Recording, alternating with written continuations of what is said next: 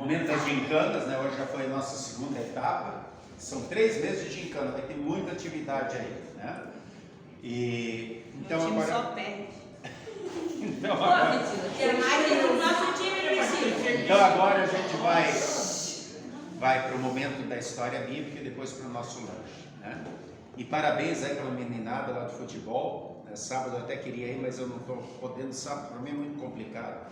Eu tinha um batizado e depois um chá de panela, de negócio de bebê que tinha que estar presente, aí não tem como eu participar, mas o senhor Edi estava lá, disse que jogaram bem, foi muito bom, que legal.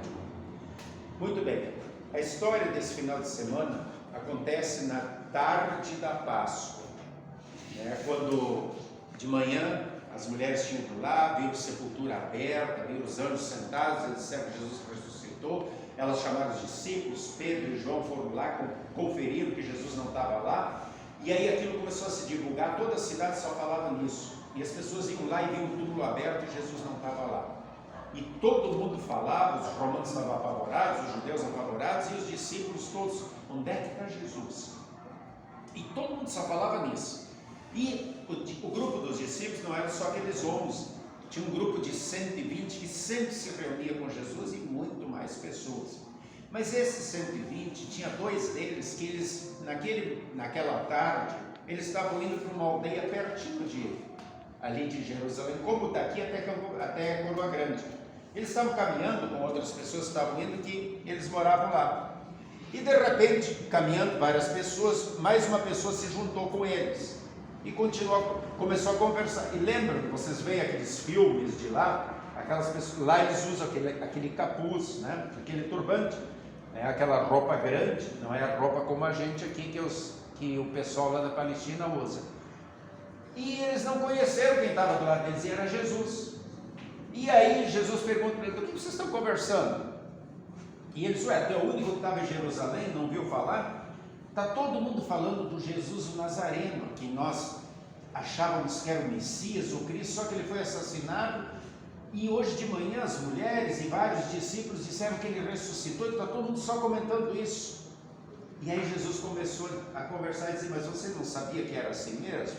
O Antigo Testamento não falava das profecias, que ele ia morrer, que ele ia ressuscitar, e Jesus começou a explicar toda a Bíblia para eles escutando, mas eles estavam tão com medo, tão confusos, que não olhavam para o lado do rosto para ver quem era e reconhecer Jesus. Foram conversando, batendo papo, até chegar na aldeia. E aí Jesus disse: vou continuar, vocês vão todos. Ele: não, já está ficando tarde, entre e janta com a gente. E aí Jesus entrou, e na hora de Jesus entrar, o que ele fez? Uma oração. Ele sempre fazia a mesma oração quando eles estavam juntos. E quando Jesus partiu o pão e deu ação de graça, fez a oração, aí eles reconheceram que era Jesus. E quando eles reconheceram e foram falar alguma coisa, Jesus sumiu, desapareceu na frente deles. Aí eles saíram correndo e voltaram para Jerusalém para avisar os discípulos. E quando chegaram lá, que eles começaram a contar, eles trancaram a porta e contaram: olha, ele estava na nossa frente, ia comer com a gente. E aí Jesus atravessa a parede e vai na frente deles e diz: paz seja com vocês. Eu vim dar paz para vocês. É isso que Jesus veio trazer para nós: paz, perdão dos pecados. Ou nós cremos ou não cremos, é uma questão de fé, né? E às vezes a gente está tão confuso, tão atribulado com outras coisas, que a gente não consegue perceber com os olhos da fé, como aqueles 2 discípulos. Eles estavam tão preocupados, tão confusos, que não estavam parando para entender. Jesus é que estava do lado deles conversando. E muitas vezes nós também nos confundimos, nos deixamos levar pela correria da vida e esquecemos aquilo que Jesus falou para a gente. E era só eles lembrar de tudo que Jesus tinha prometido, de tudo que estava na Bíblia, que eles iam conferir com a sua fé que realmente Jesus veio para morrer e ressuscitar, e que era tudo verdade. Então que nós tenhamos sempre os olhos da fé fixos, que a gente não se deixe confundir pelas correrias da vida, mas que a gente sempre tenha um tempo para ler a Bíblia, para ouvir o que Deus tem a nos dizer, que Deus mostra o caminho certo e o que é errado, mostra o que é bom e o que é ruim, mostra o caminho que vai dar no inferno e o caminho que vai dar no céu. E é cada um de nós que tem que escolher o seu caminho.